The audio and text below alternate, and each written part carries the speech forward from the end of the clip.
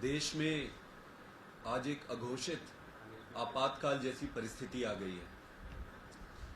परिस्थिति ऐसी आ गई है कि प्रधानमंत्री नरेंद्र मोदी जी और भारतीय जनता पार्टी सभी विपक्षी दलों को खत्म करने के लिए या तो उनको जेल में डाल रहे हैं या उनको डरा धमकाकर भाजपा में ज्वाइन करा रहे हैं। इसमें जो जो भारतीय जनता पार्टी में ज्वाइन करते जा रहे हैं उनको तो वो क्लीन चिट देते जा रहे हैं और जो भी उनकी इस तानाशाही का विरोध कर रहे हैं उनके साथ वो अन्याय, अत्याचार और उनको गिरफ्तार करते जा रहे हैं। अरविंद केजरीवाल जी को फ्रॉडुलेंट तरीके से कल गिरफ्तार किया है। हमें न्यायपालिका पर, न्याय व्यवस्था पर पूरा भरोसा है। देरी हो सकती है लेकिन अंत में न्याय जरूर मिलेगी और जीत सच्चाई की होगी। हमने शांतिपूर्ण तरीके से पूरे देश में आज भारतीय जनता पार्टी के खिलाफ विरोध प्रदर्शन के लिए कॉल दिया था। दिल्ली में जिस तरीके से ये पुलिस का दुरुपयोग कर रहे हैं वो अकल्पनीय है। मुझे नहीं लगता कि भारत के इतिहास में, राजनीतिक इतिहास में ऐसा कभी हुआ होगा। सारी नेताओं को कल रात से ही उनके घर में हाउस अरेस्ट कर लिए। सुबह सुबह जो अपने घर से आम आदमी पार्टी ऑफिस के लिए निकल रहे थे उनको गिरफ्तार कर लिए।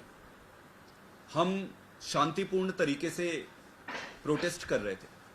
शांतिपूर्ण तरीके से प्रोटेस्ट करना हमारा अधिकार है, हमारा मूलभूत अधिकार है। मोदी जी को शांतिपूर्ण तरीके से प्रोटेस्ट भी बर्दाश्त नहीं होता है। उनके मन में इतनी नफरत है कि एक एक कार्यकर्ता को, एक एक वॉलंटियर को, एक एक लीडर को वो गिरफ्तार कर रहे हैं। उनको इतना डर क्यों है? वो इतना डरते क्यों हैं?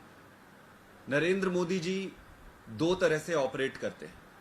ऊपर से तो वो कहते हैं कि देश में अमृत काल है, ऊपर से तो वो कहते हैं, बड़ी बड़ी बातें करते हैं, कई बारी बड़ी अच्छी अच्छी बातें करते हैं। लोगों को लगेगा कि यार ये तो कितनी अच्छी बात कर रहे हैं देश के लिए। लेकिन अगर उनके कामों और कारगुजारियों को आप देखेंगे तो आपको पता चल जाएगा कि उनकी सारी भाषा, सारी बोली वो दिखावे के लिए एक छद्म है, झूठा है, फर्जी है। और सच्चाई क्या है? सच्चाई उनके काम है जो वो कर रहे हैं। जिस तरीके से अघोषित आपातकाल की परिस्थिति उन्होंने इस देश में ला दी है उससे ऐसा लगता है कि देश में सारी व्यवस्थाएं, सब कुछ टूट जाएगा। आतिशी जी को इन्होंने डिटेन कर लिया, सौरभ भारद्वाज जी को डिटेन कर लिया, कई सारे हमारे एमएलएस को डिटेन कर लिए, कई सारे काउंसलर्स को डिटेन कर लिए, कई सारे लीडर्स को डिटेन कर लिए। जो इनको मिल रहा है उनको वो डिटेन कर रहे हैं। और क्या कारण है? कारण कोई भी नहीं है। पीसफुल तरीके से पार्टी ऑफिस में इकट्ठे होकर प्रोटेस्ट करना भी इनको एक्सेप्टेबल नहीं हो रहा है। मैं एक ही चीज कहना चाहता हूं भारतीय जनता पार्टी को कि उनका ये दांव, उन्होंने जो भी षड्यंत्र और दांव बनाया है ये उल्टा पड़ने वाला है। ये इतना उल्टा पड़ेगा इनको कि इतिहास याद रखेगा। केजरीवाल कोई मामूली लीडर नहीं है जिसको आप गिरफ्तार कर दोगे वो बैठ जाएगा। केजरीवाल दुगनी ताकत से तुम्हारे पीछे आएगा और इस एक केजरीवाल से तो निपटने में तुम्हारे पसीने छूट गए। अब क्या करोगे जब पूरे देश के, पूरी दिल्ली के एक एक परिवार में, एक एक घर में केजरीवाल पैदा होगा? एक एक घर में केजरीवाल पैदा होगा। केजरीवाल जी ने दिल्ली की जनता के लिए, हर परिवार को सुखी बनाने के लिए खूब काम किए, दिन रात काम किए, एक एक परिवार की खुशी की व्यवस्था करी, उनके परिवार को खुश रखने के लिए अपना सब कुछ दांव पे न्यौछावर कर दिया। आज ऐसी परिस्थिति में ये सारे परिवार, दिल्ली की सारी जनता, देश के सारी जनता केजरीवाल जी के साथ खड़े हैं और भारतीय जनता पार्टी को उनके तानाशाह का जवाब देने के लिए तैयार है। चुनाव में पूरी ताकत से जनता इनको जवाब देगी।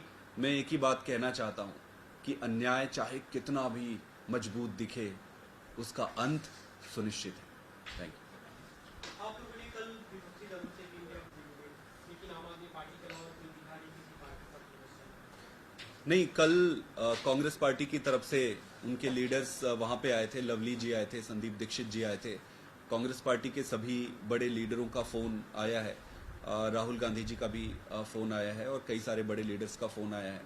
इसके अलावा सारे बड़े जो प्रमुख विपक्षी दल हैं, ममता दीदी के यहाँ पे बात हुई है, बाकी सभी जगह बात हुई है। सभी विचार मंथन में लगे हुए हैं कि आगे इसको कैसे, इस चुनौती को कैसे डील किया जाए। क्या आप लोग कुछ साझा रणनीति पे काम करें कि आगे कैंपेन कैसे करेंगे इंडिया ब्लॉक का, इसे लेकर कोई बातचीत आप लोगों की? आगे इंडिया ब्लॉक की मीटिंग होनी है। अगले 1 या 2 दिन में इंडिया ब्लॉक इस सिचुएशन को कंसिडर करते हुए एक मीटिंग करेगी और वहाँ आगे की रणनीति बनाएगी। देखिए, मोटा मोटी मैं एक चीज़ ये कहना चाहता हूँ, ये परिस्थिति किसी एक पार्टी के खिलाफ नहीं है, ये परिस्थिति हमारे खिलाफ नहीं है, ये परिस्थिति देश के खिलाफ है।